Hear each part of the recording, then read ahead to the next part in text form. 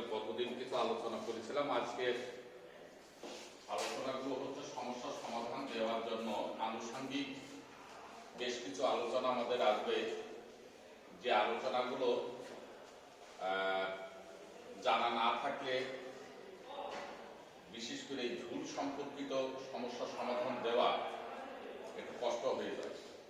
এই জন্য আমি সাম্যক আলোচনাগুলো, যেগুলো না জানা থাকলে সমস্যার সমাধান দেওয়া যাবে না, সেইগুলো বলবো। আর এমন অবস্থায় বহিস্থ ক্ষেত্রফল এই বিষয়টা একটুখানি আমরা আলোচনা করি, যে এই জিনিসটা দ্বারা কি বোঝানো হয়।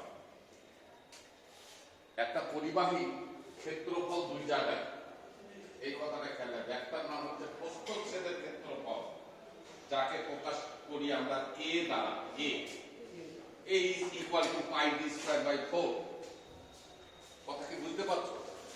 এরিয়া যেটাকে আমরা এ বলছি, এটা হচ্ছে পরিবাহীর প্রস্থচ্ছেদের ক্ষেত্রফল।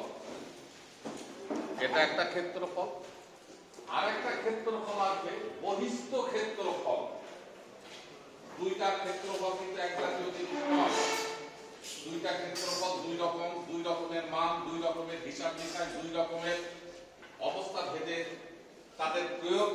এই জন্য ক্ষেত্রফল দুইটা খেয়াল করে। একটি হচ্ছে প্রস্থচ্ছেদের ক্ষেত্রফল, যার নাম হচ্ছে এ,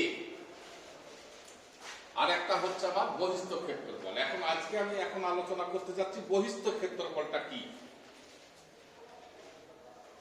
আমি প্রথমত যে চিত্রটা আঁকিয়েছি, এটা হচ্ছে শীত প্রধান দেশের পরিবহন লাইনের ক্ষেত্রে প্রযোজ্য। বাংলাদেশে যদি তেমন কখনো তাপমাত্রা হ্রাস থেকে থেকে -°C উন্নীত হয়, কখনো অবনতি হয়, তাহলে হয়তো আমাদের নজরে পড়বে, নইলে পড়ার সম্ভাবনা নেই। কেমন টেম্পারেচার? আমি যেমন গতদিন বলছিলাম, -20°C, -10, মানে 0 থেকেও নিম্নমান যদি হয়, -1, -2, -3, এগুলোতে কি বোঝায়? জলীয় কণাটা ঘনীভূত হয়ে বরফ হয়ে যাবে। 0তে কিন্তু বরফ শুরু হলো, -1 মানে কি?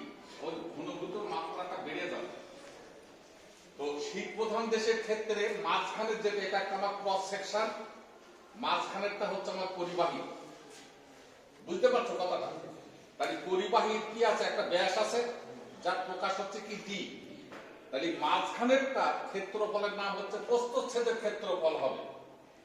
এবার তার চারিপাশে বরফ পড়েছে, কতটুকু পরিমাণের আমি জানি না, মনে করলাম টি পুরুত্ব বিশিষ্ট বরফ পড়ছে। তাহলে কি হবে? পরিবাহী এখানে, আর দেখো চারিপাশে বরফ পড়ে তার অবস্থা কি হয়ে গেছে? অনেক মোটা হয়ে গেছে না?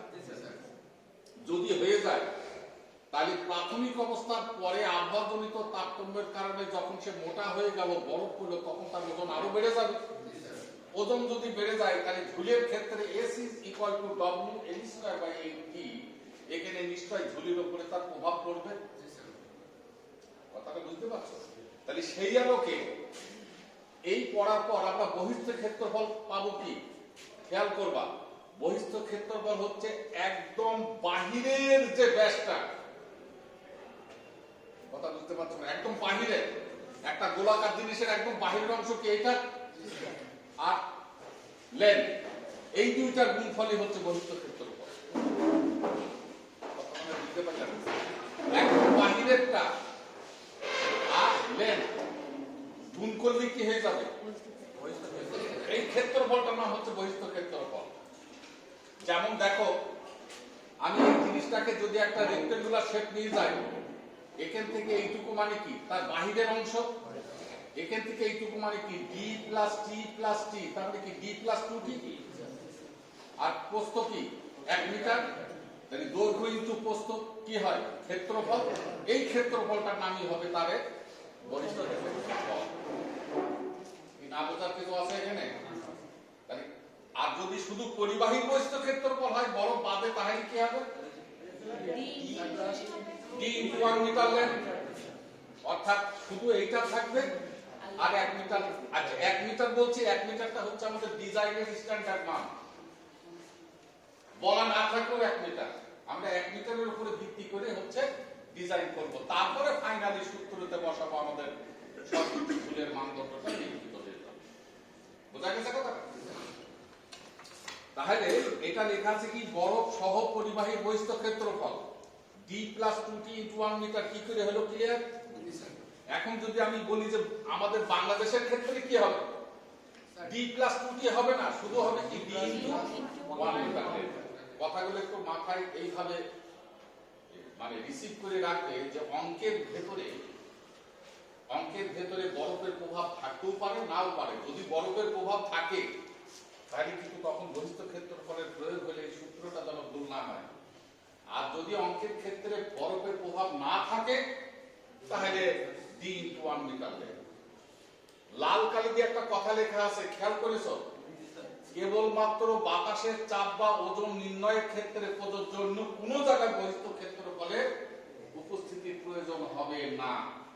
এটা আমরা বাদ করব, কেবলমাত্র বাতাসের চাপ বা ওজন, যাকে আমরা কি দ্বারা প্রকাশ করেছিলাম মনে আছে? W। এই ধরনের মানদণ্ড নিরূপণের জন্য আমার এটা লাগবে। এইবার এখান থেকে একটুখানি আমরা মাঝে মধ্যে খ বিভাগের প্রশ্ন হয় বরফের আয়তন নির্ণয় করা। বরফের আয়তন হঠাৎ করে একটা প্রশ্ন খ বিভাগে আসতে পারে, তাহলে এই চিত্রের মাধ্যমেই কিন্তু আমরা বরফের আয়তন নির্ণয় করতে পারবো।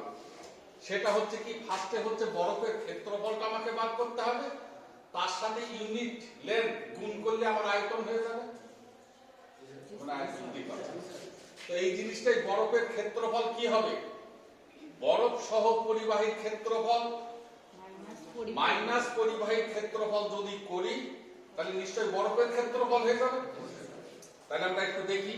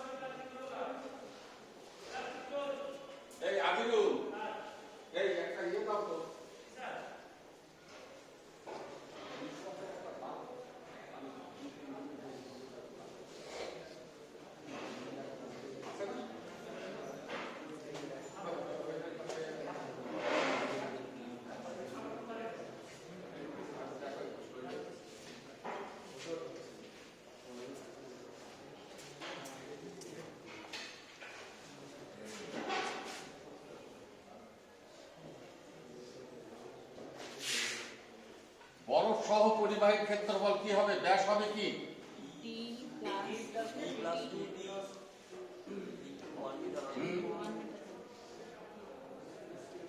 আবার বলে into 1 metre length.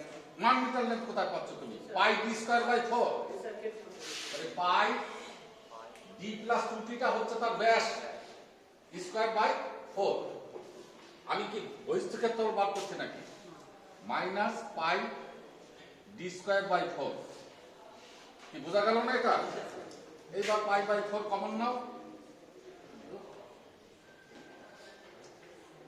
d plus 2t whole square, তাহলে কি হয় d square plus 4dt plus 4t square minus d square. লাইনটা এই দাঁড়ায় কিনা? d square plus 4t square plus এই যে 2ab 4dt। আরে হ্যাঁ, ও আবার এখানে জিজ্ঞাসা করা লাগে নাকি?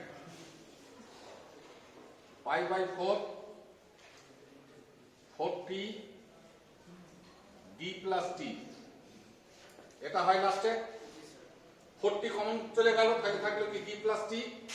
এবার এই 4 কেটে গেল, লাস্টে থাকলো কি পাই t into d plus t। এটা কি হলো? পাই t into d plus t, এটা হচ্ছে বরফের ক্ষেত্রফল অতএব বরফের আয়তন।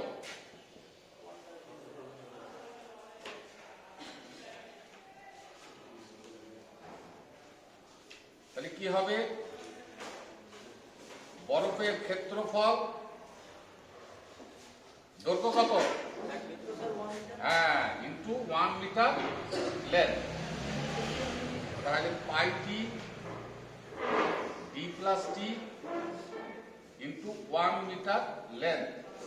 এই 1 মিটার লেন্থ, এই কথাটা লিখতে যেন ভুল হয় না, দেখতে তেমন গুরুত্ব বহন করছে না, কিন্তু অঙ্কের ক্ষেত্রে মারাত্মক গুরুত্ব বহন করবে এককের পরিবর্তনের ক্ষেত্রে, যার জন্য অভ্যাসটা যেন ইন্টু 1 মিটার লেন্থ, এই কথাগুলো যখন বিবৃতি দিচ্ছে আমি, তখন এই দেওয়াটাকে অভ্যাসে পরিণত করো, না হলে সমস্যা হয়ে যাবে।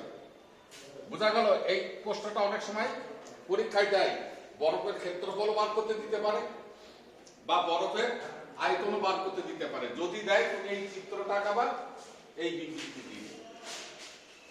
বোঝা গেল কথাটা? এটা গেল হচ্ছে বহিস্থ ক্ষেত্রফল সম্পর্কিত মোটামুটি কথাবার্তা। এইবার একটু কথাবার্তায় আসি।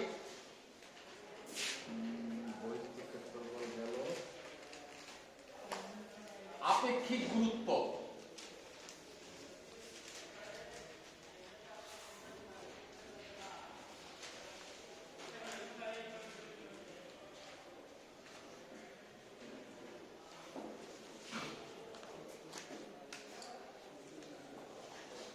আচ্ছা, বহিস্থ ক্ষেত্রফলটা একটু মাথায় রাখবে। বাতাসের চাপ বা ওজন নির্ণয়ের ক্ষেত্রে এই বহিস্থ ক্ষেত্রফলের বিষয়টা হিসাব নিকাশে আমার আসবে, এছাড়া অন্য কোনো জায়গায় নয়। তবে জ্ঞাতব্য ধারণার আলোকে এই বিষয়গুলো একটু খেয়াল করে রেখে। আপেক্ষিক গুরুত্ব ফিজিক্সের একটা টার্ম, সেখানে ফিজিক্স তার সংজ্ঞায়িত কথাটা কি বলেছিল, কারোর মনে আছে কিনা? বস্তুর ওজন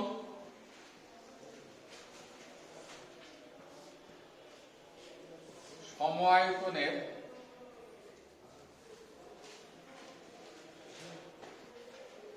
কি কারোর মনে পড়ছে না?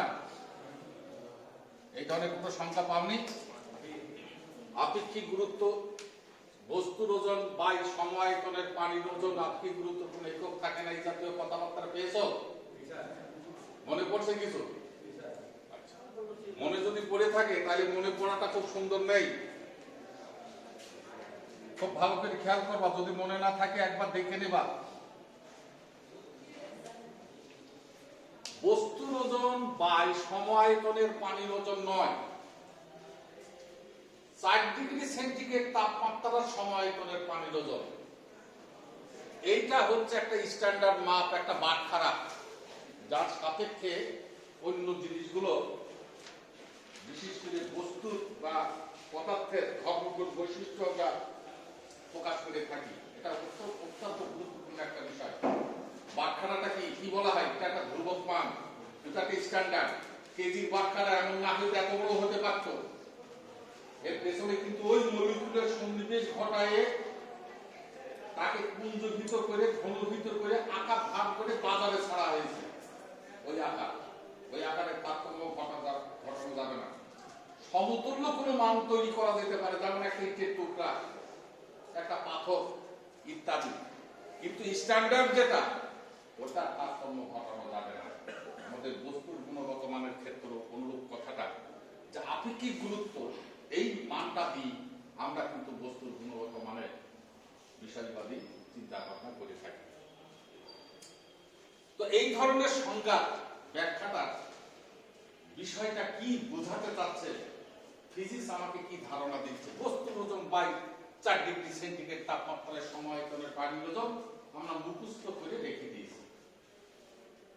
তাহলে এটা হচ্ছে বিজ্ঞানের কথা। ইঞ্জিনিয়ারিং কিন্তু এই কথাটাকে ওইভাবে মানবে না। সে করবে কি, তার বিশ্লেষণ ঘটাবে। বিশ্লেষণ ঘটিয়ে ঘটিয়ে তারপরে দেখবে যে হ্যাঁ, কথাটা ঠিক। কি হলো? আচ্ছা, আমি খোলতে দেখছি।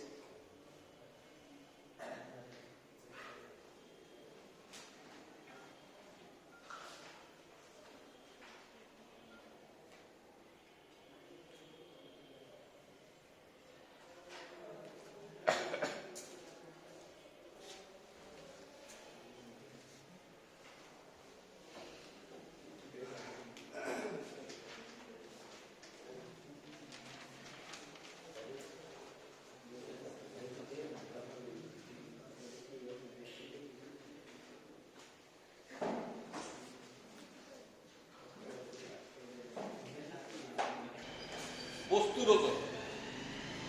এখানে এই বস্তু হচ্ছে যার যার ক্ষেত্রে প্রযোজ্য, সে সেটাকে বস্তু হিসাব করবে যার যেমন খুশি। আমার এখানকার বস্তু বলতে আমার পরিবাহী, তাহলে আমি বস্তুর ওজনটাকে চেঞ্জ করে ফেলবো। চেঞ্জ করে কি দেবো এখানে? পরিবাহীর ওজন। নাকি কথা বুঝতে পারছি? পরিবাহীর তো তিনটা ওজন আছে, কোন ওজনটাকে বলবো? মূল জিনিসটা কোনটা? পরিবাহীর নিজস্ব ওজন, যেটা যার নাম ডব্লিউসি। আমি আর ওই পরিবাহীর নিজস্ব ওজন অত বড় কথা লিখবো না, লিখবো কি ডব্লিউসি। তোমরা তখন বলবা যে ওয়েট অফ কন্ডাক্টর পরিবাহী নিজস্ব ওজন। হলো তো? এইবার 4 ডিগ্রি সেন্টিগ্রেড তাপমাত্রায় সমায়তনের পানির ওজন, আল্লাহর প্রদত্ত জিনিস। দেখো এখানে কি তারতম্য, এত পদার্থ আছে। কোন পদার্থের ক্ষেত্রে এই ধর্মগুণ বৈশিষ্ট্য পরিলক্ষিত হবে না, একমাত্র আল্লাহর প্রদত্তের পানি। টেম্পারেচার হ্রাস বৃদ্ধির ফলে এই পানিরও কিন্তু মলিকুলের পরিবর্তন হয়, সব পদার্থকে হয়। এই পানির ক্ষেত্রে হ্রাসের বিষয়ে যখন টেম্পারেচার ফল করে, তাপমাত্রা কমছে। এই যে আমাদের এখন টেম্পারেচার কমছে না, কালকে এক রকমের, আজকে এক রকম, আগামীকাল আরেক রকমের। টেম্পারেচার যখন হ্রাস পাবে, হ্রাস পেতে পেতে যদি ঠিক 4 ডিগ্রি সেন্টিগ্রেডে যখন উপনীত হবে, ওই অবস্থায় পানির একক আয়তনের ভর সব থেকে বেশি, এবং এটা স্ট্যান্ডার্ড। এই গুণটা অন্য কোন পদার্থের ক্ষেত্রে প্রযোজ্য নয়, একমাত্র পানি। কথাটা কিন্তু মাথায় একটু বোঝার চেষ্টা করো, অনেক জায়গাতেও কাজে লাগতে পারে এবং বুঝার বিষয়। এটা তো তোমরা মুখস্থ করেছো অনেক সময়। সেন্সটা কি? তাপমাত্রা হ্রাসের ক্ষেত্রে যখন 4 ডিগ্রি উপনীত হবে, তখন হচ্ছে পানির একক আয়তনের ভর, এক কথায় যার নাম ঘনত্ব, সব থেকে বেশি। এছাড়া অন্য কোনো, যেমন 4 এর পরে যখন 3 আসবে, 2 আসবে, 1 আসবে না, ঘনত্ব কিন্তু ওই অবস্থায় আর বেশি না। একমাত্র ওই জায়গাটাতেই ঘনত্বটা হচ্ছে সব থেকে বেশি। এবং আল্লাহ কি মানে বৈশিষ্ট্য এই জায়গাটা, উনি যদি এইটা, এই গুণটা প্রতিষ্ঠা না করতে এই তরলের এই পানির ক্ষেত্রে, মৎস্যজীবী প্রাণী শীত প্রধান দেশে কোনোদিনও বেঁচে থাকতে পারত না। তোমরা খেয়াল করে দেখো যে ওপরের অংশ বরফ, টাইটানিকের উপরের অংশ কি কঠিন বরফ, নিচে কিন্তু পানি আছে। এবার কি ঘটনাটা ঘটলো আল্লাহর কুদরত, ওই পানিতে কি থাকে? মানে জলজ প্রাণী, বিভিন্ন জাতীয় জলজ প্রাণী, তাদের কিন্তু ওখানেই তার, ওইটাই তার কিন্তু এক রূপের জায়গা। সে আবার শীত গরমকালের এই আবহাওয়াতে পেঙ্গুইন নিয়ে আসে, কিন্তু সে মারা যাবে। তার ওই টেম্পারেচারের পানি কিন্তু তার জন্য প্রকৃত আবাসস্থল। এবার চিন্তা করো যে যদি টেম্পারেচার হ্রাসের কারণে 4 ডিগ্রি সেন্টিগ্রেড, 3, 2 সব যদি বরফ হয়ে যেত, তাহলে কি ওই শীত প্রধান দেশে কোনো জলজ প্রাণী বেঁচে থাকতে পারত? খেয়াল করেছো কথাটা? তাহলে এই যে ধর্মগুণ বৈশিষ্ট্যটা একমাত্র পানি, অন্য কোনো পদার্থের ক্ষেত্রে এই ধর্মগুণ বৈশিষ্ট্য প্রযোজ্য হবে। এটা আমার সৃষ্টি না, এটা সৃষ্টিকর্তার নিজস্ব রহস্য, এটা আমরা বিশ্লেষণ করতে পারবো না। সেই আলোকে এই স্ট্যান্ডার্ড মানটা সম আয়তন। এখন তুমি কি সম আয়তন নেবে? আমি বিভিন্ন রকমের আয়তন নিতে পারি, যেমন কি centimetre cube, metre cube, millimetre cube, etcetera, বিভিন্ন মান নিতে পারি না। আমার এখানে যেহেতু স্ট্যান্ডার্ড হচ্ছে 1 মিটার দৈর্ঘ্য, তাহলে 1 মিটার দৈর্ঘ্য, 1 মিটার প্রস্থ, 1 মিটার উচ্চতা বিশিষ্ট আধারের নামই হবে সমআয়তন, তার মানে 1 মিটার কিউব। 1 মিটার দৈর্ঘ্য, 1 মিটার প্রস্থ, 1 মিটার উচ্চতা দিয়ে যে আধারটা হলো, সেই আধারে যদি 4 ডিগ্রি সেন্টিগ্রেড তাপমাত্রার পানি রেখে দাড়ি পাল্লায় ওজন করি, এই আধারটায় তার মান পাবো 1000 কেজি। সেন্সটা খেয়াল করো কি বললাম। কি এখানে কি আমার কথা কি কিছু ধারণা এসছে কিনা? একটা আধার সে যে ধরনেরই হোক, আধার কি বুঝতে পারছো না? দৈর্ঘ্য 1 মিটার, প্রস্থ 1 মিটার, উচ্চতা 1 মিটার। আবার এমন বলতে পারো গোলাকার জিনিস, প্রস্থচ্ছেদের ক্ষেত্রফল 1 বর্গ মিটার, উচ্চতা 1 মিটার। সে পানির জাম হোক আর যাই হোক, একটা কিছু তো হবে। তাতে কোন তাপমাত্রার পানি নিতে হবে? 4 ডিগ্রি সেন্টিগ্রেড তাপমাত্রার পানি নিয়ে যদি আমি ওজন করি, অ্যাবসলিউটলি ওজন পাবো 1000 কেজি। এই জিনিসটা এই জিনিসের ক্ষেত্রে ছাড়া অন্য কোনো ক্ষেত্রে প্রযোজ্য নয়। দ্যাট মিন্স এটা বাটখারা, এটা স্ট্যান্ডার্ড। না হলে বিজ্ঞানীরা এমনি পানি বলেছে না, অন্য কোনো তরল বলতে পারতো না? কেরোসিন তেল, সরষের তেল, নারকেল তেল বলতে পারতো না? কেন বললো এটা? এটাই হচ্ছে আদর্শ মান, যে মানটা। হ্যাঁ বলছি, পেয়েছেন আপনি? হ্যাঁ হ্যাঁ হ্যাঁ, ওইটা জানার জন্য আমি লিখে দিয়েছিলাম।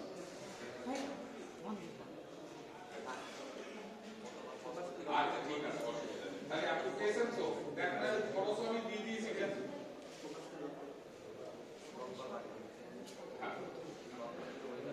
আমি পরে পরে পরে পরে দিচ্ছি, আমি ক্লাসে আছি, আমি পরে দিচ্ছি, একটু পরে দিচ্ছি।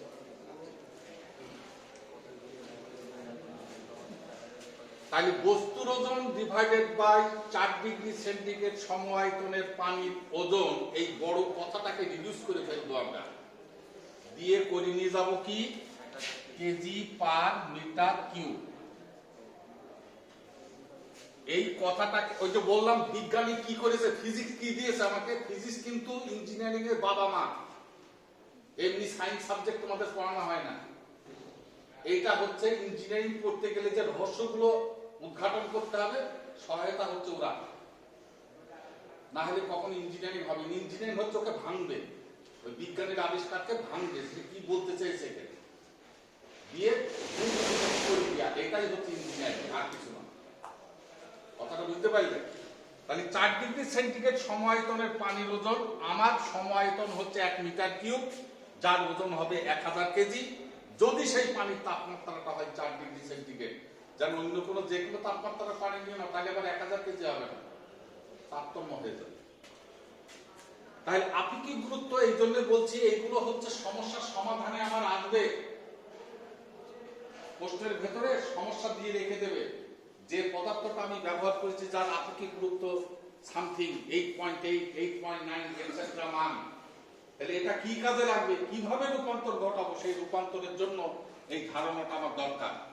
তাহলে লাস্টে আসলো কি আমার, আপেক্ষিক গুরুত্ব is equal to WC by 1000 KG per metre cube.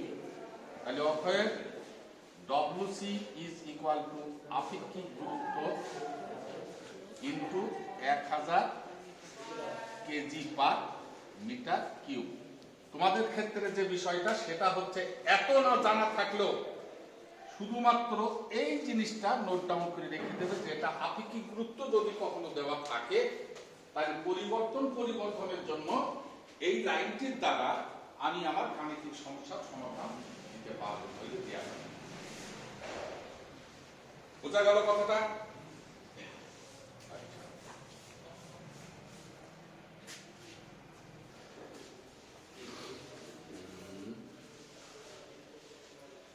গতকালকে মনে হয় পীড়ন সম্বন্ধে একটু কথা বলেছিলাম কিনা? তো পীড়ন কয়টা? 2 রকমের। হ্যাঁ, কি কি বুঝেছিলাম? কি ভেঙে যাওয়ার কথা বলতে হবে না, ভেঙে যাওয়াটা ওগুলো হচ্ছে আমাদের ব্রেকিং আর কার্যকরীকে বোঝানোর জন্য। তারটা যে করছে টেনে ধরে রাখছে, তারটা ছিঁড়ে যায়নি, ওই টেনে ধরে রাখার জন্য যে বল, যে ফোর্স ক্রিয়া করছে, ওইটাই হচ্ছে টেনশন, যার পীড়নের ভাষায় যার নাম হচ্ছে কার্যকরী পীড়ন। মনে থাকবে, যার প্রকাশ কি টি দ্বারা, বড় হাতের টি, এখানেও টি দিয়েছি যেন আবার গোলায় ফেল না। ছোট হাতের টি মানে হচ্ছে থিকনেস, পুরুত্ব টি, আর বড় হাতের টি মানে হচ্ছে টেনশন। বোঝা গেল? আর ব্রেকিং পিরিয়ড কি বলেছিলাম? যখন কার্যকরী পিরিয়ড ফেল করবে, ফেল করা মানে কি? নষ্ট হয়ে যাওয়া, ছিঁড়ে যাওয়া, ভেঙে যাওয়া ইত্যাদি, ওইটার নাম হবে কি? Breaking period. গুণগত মানে কে বড় হয়, ব্রেকিং না কার্যকরী? অবশ্যই। কেমন বড় হয়? বলবা যে স্যার এটা বলা যাবে না, নির্ভর করবে আমি কেমন দিতে চাই তার উপরে ভিত্তি করে। আমি 5 গুণ দিতে পারি, আমি 3 গুণ দিতে পারি, আমি দ্বিগুণ দিতে পারি, আমি সমান সমান রাখতে পারি। কথা বোঝা গেল না? বেশি রাখতে হবে, কার্যকরী থেকে বেশি। তার মানে কি? তাহলে ব্রেকিং থেকে কার্যকরী কম, তাহলে কম হয়, কম রাখতে হবে, কমের দিক থেকে না বেশি রাখতে হবে বেশির দিক থেকে। তাহলে দ্বিগুণ বেশি রাখতে পারি, 3 গুণ বেশি রাখতে পারি, 5 গুণ বেশি রাখতে পারি। যে আধারটা এই গুণিতক মানের নির্ভরশীলতা, সেই আধারটাকে কি বলেছিলাম? Safety factor. গুড, যার নাম হচ্ছে সেফটি ফ্যাক্টর। এই মান দেখে আমরা বুঝতে পারবো যে সেফটি ফ্যাক্টর বলা আছে 3। তাহলে বুঝতে হবে কি? যে টেনশনের থেকেও ব্রেকিং পিরিয়ড 3 গুণ বেশি। সেফটি ফ্যাক্টর 5, টেনশনের থেকে ব্রেকিং পিরিয়ড 5 গুণ বেশি। আবার উল্টা ভাবে যদি বলো যে ব্রেকিং পিরিয়ড থেকে টেনশন 5 গুণ কম, কথা একই দাঁড়াবে। এইবার এই পিরনের বিষয়টা একটুখানি বলি আর একবার। তাহলে পিরন ছিল 2টা, কার্যকরী আর একটা ব্রেকিং। কার্যকরী বলেছিলাম আমরা টি দ্বারা, আর ব্রেকিং কে এটা দ্বারা। এই 2টা বিষয় আবহাওয়াজনিত কোনো তারতম্যের উপরে নির্ভরশীল নয়, মানে বরফ টরফ ফ্যান টান ইত্যাদি নয়। এটা হচ্ছে তুমি যখন তারটা সেট আপ করবা, আবহাওয়ার হিসাব করে নিয়ে ঝুলনের মাত্রাটাকে তোমার মাথায় দিতে হবে। এই কথা বোঝা গেল? যখন ডিজাইন করা হয়, টাওয়ার স্থাপন করা হয়, তখন ধরে নিতে হয় যে এই অঞ্চলে আবহাওয়ার কি তারতম্য ঘটতে পারে। বাংলাদেশের প্রেক্ষাপট, যদি দক্ষিণবঙ্গের দিকে যত যাব, টাওয়ার কিন্তু কনস্ট্রাকশনে মজবুত হওয়া শুরু হয়ে যাবে। কারণ কি? ওই যে ঘূর্ণিঝড়, টর্নেডো, বাতাসের প্রবণতাটা দক্ষিণাঞ্চলে বেশি না? তাহলে নরমাল এই জায়গা থেকে ওই জায়গায় কিন্তু টেনশন বৃদ্ধির লক্ষ্যে টাওয়ারের কনস্ট্রাকশন বেশি রাখতে। যদি কুষ্টিয়া ভেড়ামারার মতো আমরা যদি টাওয়ার স্থাপন করি, করতে পারি, তবে প্রাকৃতিক দুর্যোগে কবলিত হয়ে ক্র্যাক করতে পারে বা ভেঙে যাওয়ার সম্ভাবনা বেশি থেকে যাবে। তো ভেঙে যদি যায়, যদি নষ্ট হয়, বিদ্যুতের চাহিদা বা প্রয়োজনীয়তা এমন যে 1-8 ঘন্টা না থাকলে কিন্তু তোমার খুবই ক্ষতিকারক দিক হয়ে যাবে, মানে চারিদিক থেকে তোমাকে ছেকে ধরবে যে কি অবস্থা। এই টি এবং বিএস 2টাই পিরন। আমার অঙ্কের সর্বোচ্চ ঝুলের মানদণ্ড নিরূপণের জন্য কাজে লাগবে কিন্তু টি, বিএস কিন্তু নয়। কিন্তু বিএস এবং টি কি করে আমি বুঝবো অঙ্কের ভেতরে, ঠিক আছে? এটা একটা। আর কিভাবে বা তাকে রূপান্তর ঘটাবো, আমার তো কাজে লাগবে টি। এখন ধরো বিএস দেওয়া আছে অঙ্কের ভেতরে, তাহলে আমি কি করবো, কি করি, কিভাবে করবো? Safety factor. তারপরে কি? সেফটি ফ্যাক্টর দেওয়া নেই, খুঁজে পেলে না, এবার হ্যাঁ বুঝলাম না। হ্যাঁ, ওইটা 2টাই সমান, মানে যেহেতু নেই, নেই মানে ওই টিটা টি, বিএসটা টি। সেফটি ফ্যাক্টর কত? উভয় সমান হলে 1। তাহলে SF is equal to BS by T. তাহলে T is equal to BS by SF।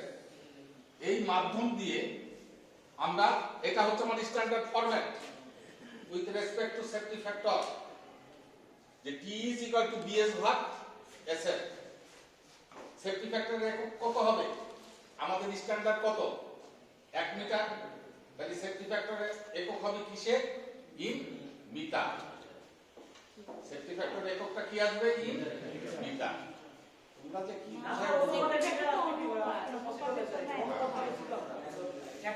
Already বলে ফেলেছো আমি বলছি দুনিয়ায় যত ফ্যাক্টর সম্বন্ধে কথা আছে তার কোনো একক নাই হিসাব করে দেখো না তো সেফটি ফ্যাক্টর এটাও হচ্ছে একটা একক কি মানে একটা অনুপাত BS বাই T BS এর একক কি হবে আর T এর একক কি হবে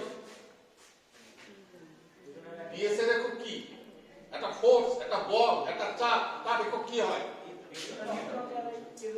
কেজি এটা কি হবে কেজি তাহলে কেজি কেজি ক্যান্সেল হয়ে গেলে কোন একক থাকে থাকে না এই জন্য সেফটি ফ্যাক্টরের কোনো একক নাই হ্যাঁ তাহলে এখন T is equal to BS by SF যদি সেফটি ফ্যাক্টর দেওয়া না থাকে যাহাই T তাহাই আর যদি থাকে তাহলে এইভাবে সম্পর্ক থেকে করে নেব তাহলে আমি টেনশন পেয়ে যাব বোঝা গেছে কি কথাটা এবার নির্ভরশীলতা কার উপরে পরিবর্তন হওয়ার সুযোগ তৈরি করবে জাস্ট পরিবাহী প্রস্তুচ্ছেদের ক্ষেত্রফলের উপরে এর পরিবর্তনটা তার যত মোটা হবে তাকে টেনে ধরে রাখার জন্য কিন্তু ফোর্স প্রয়োগ করতে হবে তত বেশি তার যত চিকন হবে তার উপরে ফোর্স তত কম আসবে এই ফোর্সের কম বেশির উপরে নির্ভর করবে যার উপরে ফোর্সটা অ্যাপ্লাই করবা সেটা কে টাওয়ার টাওয়ারটা দেখতে কেমন হয় টাওয়ার দেখেছো তো নাকি পোল দেখেছো কেন আমার ওকে পোল বলে ফেলো না পোল আর টাওয়ারের ভেতরে আকৃতিগত পরিবর্তন আছে ব্যবহার অনুযায়ী পরিবর্তন আছে কি পরিবর্তন পার্থক্য কি বলা যায় টাওয়ার বলতে ট্রাস আকৃতিতে পাতগুলো সেটা হ্যাঁ এটা আবার বুঝতে হবে ট্রাসটা কি জিনিস ট্রাসটা স্যার কাঠামো স্ট্রাকচার বলা হয় এটা পাতগুলো স্ট্রাকচার মানে সাজানো সে তো বললে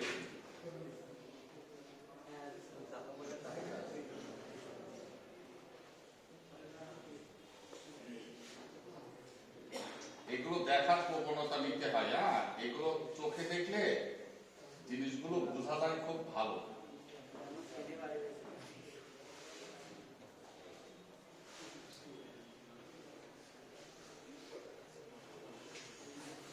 যাই হোক এইভাবে দেয়া থাকে নাকি এইভাবে দেয়া থাকে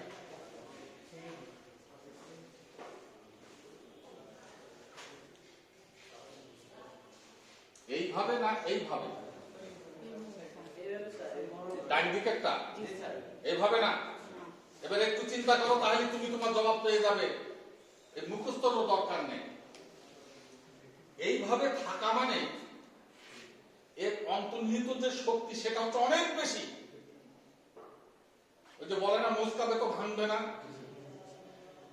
কথাটা বুঝতে পেরেছো যে এবং যদি কখনো কোনো জায়গায় কোনো ক্ষণে দেখার সুযোগ হয় যদি এটা কাম্য না যে টাওয়ারের মাথায় এরা মুসরাই ফেলেছে কিন্তু ভেঙে দ্বিখণ্ডিত করতে পারবে না যার জন্য হচ্ছে এই অন্তর্নিহিত শক্তির বৃদ্ধি হচ্ছে ট্রাস যেটাকে বলে একটার সাথে আর একটা অ্যাঙ্গুলার ডিসপ্লেসমেন্ট করিয়ে অতিরিক্ত একটি ফোর্স ক্রিয়েট করানো হয় যাতে সে মুসরাইতে না পারে টিনের ঘর দেখেছো একবার ঘরের ভেতরে আসো টিনের ঘর একটু খেয়াল করো যারা ঘরামি আছে সাধারণভাবে টিন ছাইতে পারে কিন্তু একটু খেয়াল করে দেখো ওখানে ক্লাসের বিষয়টা আছে বাঁশগুলো কিভাবে দেয়া থাকে দেখা যাচ্ছে ঘরে টিনের চাল টিন পুড়ি নিয়ে গেছে ওকে কিন্তু ভাঙতে পারেনি দেখলা বাঁশগুলো কিভাবে দেয়া থাকে খেয়াল করে দেখো একটার সাথে আরেকটা ঠিক আঁকা বাঁকা করে ইন্টারনাল একটা ফোর্স বৃদ্ধি করে কিন্তু ওখানে করা হয় দেখবা যে খুব নড়ছে কিন্তু সহসায় ভেঙে পড়বে তো এই ট্রাস সিস্টেম রাখা হয় ওই টেনশন শক্তিটাকে টেনে ধরে রাখার শক্তিটাকে বৃদ্ধি করার জন্য ফিট আবার এ যতটুকু ফোর্স ধরে রাখতে পারবে এর থেকে 10 গুণ ফোর্স বেশি ধরে রাখতে পারবে শুধু ইন্টারনাল ওই টাচ সিস্টেমটা করার কারণে। বুঝা গেল কথাটা? তো যাই হোক, বিএস কার্যকরী হোক বা ব্রেকিং হোক, এই পীড়নটা নির্ভর করবে আমার পরিবাহী প্রস্থচ্ছেদের ক্ষেত্রফলে। বোঝা গেছে কথাটা? এরপর আলোচনাতে আর কোন আইটেম মনে পড়ছে না।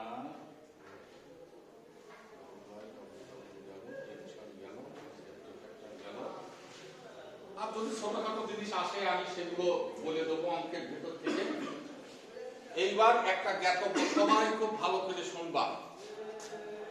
আমাদের অঙ্কের জন্য শুধু ডব্লু দ্বারা কি বোঝায়? কার্যকরী ওজন। শুধু ডব্লু মোট ওজন, পরিবাহী মোট ওজন, যেটা ধুলের ভেতরে উল্লেখ করা আছে। S is equal to W L square by 8T। তুমি একটু খেয়াল করে W কে, W তো তিন রকমের মান আছে, WC আছে, WI আছে, WW আছে। ওয়েট অফ কন্ডাক্টর পরিবাহীর ওজন, ওয়েট অফ আইস বরফের ওজন, ওয়েট অফ উইন্ড বাতাসের চাপ বল। আমি কি লিখেছি ওখানে? W। তাহলে এটা বলতে তো তুমি জাতা মাথা বসাতে পারছো না। তাহলে এটা হচ্ছে পরিবাহীর মোট ওজন, যার মানদণ্ড হচ্ছে যে আমরা লিখেছিলাম পিথাগোরাসের উপপাদ্য নাই, WC plus WI whole square plus. এই মানের দ্বারা এই মানটা প্রতিষ্ঠিত হলো তো। তাহলে এখানে এই একটা মান, এটা মোট, এটা পরিবাহীর নিজস্ব, এটা বরফের, এটা বাতাসের, হলো তো। এবার খুব মনোযোগের সাথে শুনবা, বইতে যা থাক যেভাবেই থাক এই কথাটার যেন ব্যতিক্রম না হয়। ব্যতিক্রম করবে কিন্তু এক্সামিনার। তুমি ওই ব্যতিক্রমটাকে তোমার নিয়ম অনুযায়ী তুমি সাজিয়ে নেবে, যার জন্য এই কথাগুলো খেয়াল করবা। ওজন সম্পর্কিত মান যা থাকে থাক, এককটা একক কেজি বা কেজি পার মিটারে থাকলে সেই মানটার আর কোনো পরিবর্তন হবে না। কি বললাম কথাটা? ওজন সম্পর্কিত সে যাই হোক, এককীয় মানটা কেজি বা কেজি পার মিটার, এই এককে যদি থাকে ওই মানটা পরিবর্তন হবে না। এবার এক্সামিনার কি করবে? হবে এই মানটাই পরিবর্তন করে দেবে। আমি যেটা বললাম তার ব্যতিক্রম হবে। কেজি রাখলো, দিয়ে লেন্থ চেঞ্জ করে দিল, কেজি পার centimetre, KG per kilometre, KG পার মিলিমিটার। না, এটা এক্সামিনার দিতে পারে, তা আমাকে করতে হবে কি? এই যে কেজি পার মিটার। কেন? মিটার হচ্ছে আমাদের স্ট্যান্ডার্ড। তাই ওজন সম্পর্কিত কোন মান যা থাকে থাক, অসুবিধা নেই, কিন্তু এককীয় মানটা, দানাঙ্কিত মানটা যেন কেজি বা কেজি পার মিটারে থাকে। যদি না থাকে করে নিতে হবে, আর যদি থাকে তাহলে ধরবে যে এই মানটার পরিবর্তনের দরকার নেই, ওই মানটা আমি সরাসরি সূত্রের ভেতরে নিয়ে এসে বসাতে পারবো। কথাটা কি মনে থাকবে? হ্যাঁ, কি বললাম? ওজন সম্পর্কিত, ওজন সম্পর্কিত বলতে ওজন আমাদের চার রকমের: মোট ওজন, পরিবাহীর ওজন, বরফের ওজন, বাতাসের ওজন। এই ওজন সম্পর্কিত মানগুলো যদি কেজি বা কেজি পার মিটারে থাকে তাহলে ওই মানটা সরাসরি বসানো যাবে, নো চেঞ্জ। কিন্তু যদি অন্য কোনো এককে থাকে, সেটা বিভিন্ন ভাবে তোমাকে ঠকানোর জন্য একক থাকতে পারে, সেই ক্ষেত্রে নিয়ম অনুযায়ী আমাকে পরিবর্তন বসাতে হবে। নিয়ম অনুযায়ী পরিবর্তন, এটাই হচ্ছে অঙ্ক করা। তাহলে নিয়ম অনুযায়ী আমি তোমাকে বোঝাতে পারবো। তাহলে প্রাথমিক অবস্থানে আমি তোমাকে শুধু এই কথাগুলো বলে যাচ্ছি, এগুলো একটু ব্রেনে রিজার্ভ করে রেখে দেবে যে এই সম্পর্কিত কোনো লাইনের মান পড়ে যদি কেজি বা কেজি পার মিটারে থাকে তাহলে সেই মানটার কোনো পরিবর্তন হবে না, এইটুকু মনে রেখে। আর কিভাবে পরিবর্তন হবে সেটা নির্ভর করবে তার মানটা কিভাবে প্রকাশ আছে তার উপর। এটা ঘাবড়ানোর কিছু নাই, খুব সরল প্রকৃতির অঙ্ক, শুধু বোঝাটাই একটু মনোযোগী হয়ে 2-4টা অঙ্ক করলেই তোমার আধা কেটে যাবে যে না এই অঙ্ক আমি পেরে যাবো। গেল একটা। টি বা বিএস, টেনশন আর ব্রেকিং, কার্যকরী ব্রেকিং, এদেরও মান যা থাকে থাকুক, মান কোনো বিষয় না, কেবলমাত্র এককটা যদি কেজিতে থাকে তাহলে নো চেঞ্জ। আছে টি বা বিএস এর ক্ষেত্রে এককটা যদি কেবলমাত্র কেজিতে থাকে, ওর ক্ষেত্রে কিন্তু কেজি পার মিটার না, শুধু কেজি। হ্যাঁ, যেহেতু একটা ফোর্স, কেবলমাত্র কেজিতে থাকলে নো চেঞ্জ, এছাড়া চেঞ্জ হবে। সেই চেঞ্জটা নির্ভর করবে গঠন প্রকৃতি অনুযায়ী। আগাম থেকে তোমাকে চেঞ্জের পথ আমি দেখাতে পারবো। বোঝা গেছে কি বললাম?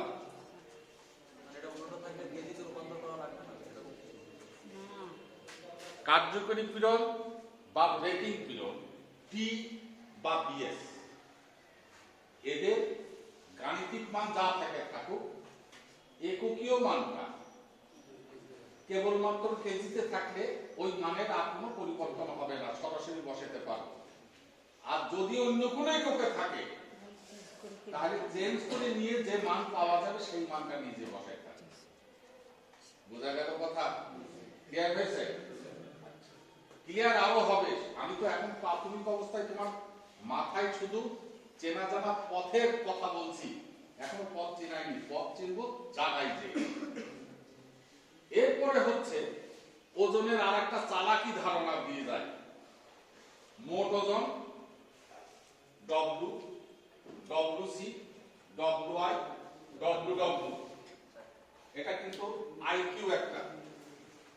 এদের গাণিতিক মান, ওজনের গাণিতিক মান, একক না গাণিতিক মান সর্বোচ্চ 3, তাই তুমি পাবা না 3 কেজি। মোট বা আলাদা যাই হোক, সর্বোচ্চ কত? সর্বোচ্চ 3, কিন্তু নট স্ট্যান্ডার্ড। আমি আবারও বলছি, এটা রিজিড পজিশন নয়, আইকিউ। মনে হয় কথাই বুঝতে পারলাম না লাস্টে কি বললাম। ওজন সম্পর্কিত একটা মান তো থাকবে, বা আমি ক্যালকুলেশন করার পর একটা মান পেলাম, তো তোমার মনের ভেতরে একটা চেঞ্জ আনতে হবে না যে কি রে এত মান নাকি এত কম মান, দ্বিধা সংকোচ হয় না? তুমি তোমার মনকে ঠিক রাখবে যে যদি নিম্নমানের হয় অর্থাৎ সর্বোচ্চ 3, তাহলে বুঝতে হবে যে হ্যাঁ আমাদের মানটা নির্ণয় করা ঠিক আছে। আর যদি কখনো দেখো 30 হয়ে গেছে, ফাট করে ফেলে যাও যে না একটু ওজন মোটা কিন্তু বেশি হবে। 1 লিটারে কত? আমি চিন্তা করি তো যদি ওজন বেশি হয় তুমি ভাবতে যাবে না যে কি অবস্থা দাঁড়াবে। এইগুলো বলছি কিন্তু একটা চালাকি, নট স্ট্যান্ডার্ড। তুমি অঙ্ক করতে করতে একদম ফিনিশিং পর্যায়ে ঠিক এই জবাবটাই আমার সাথে একমত পোষণ করবে যে স্যার আসলে তো ওজন কোনটাই তো এই 2, 1.5, আই 1, 1 এরকম এই ধরনের মান পেয়েছি, কখনো তো 20, 30, 40, 50, 100 হয়নি। যার জন্য এটা একটা চালাকি কথা। সেই চালাকিটা হচ্ছে এই অঙ্ক করার ক্ষেত্রে মানসিকতা জাগ্রত রেখে মনোযোগী হওয়ার মানসিকতায় ওজন সম্পর্কিত মানটা নিম্নমানের। সেই নিম্নমান বলতে কি? সর্বোচ্চ 3, তাই পাওয়া যায়। কথাটা তাহলে এটা একটা কথা। আর কি, আর তেমন কিছু নাই। তাহলে আমরা গাণিতিক সমস্যার সমাধান ইনশাল্লাহ দিতে পারবো। আজকে আমি অঙ্ক করাবো না, কারণ যা বলেছি কথাগুলো এইগুলোকে শুধু আগামী দিনের প্রস্তুতির পর্যায়ে তুমি সম্পূর্ণ করে রাখবে। আমি জাস্ট তোমাকে দুইটা অঙ্ক দেখাবো।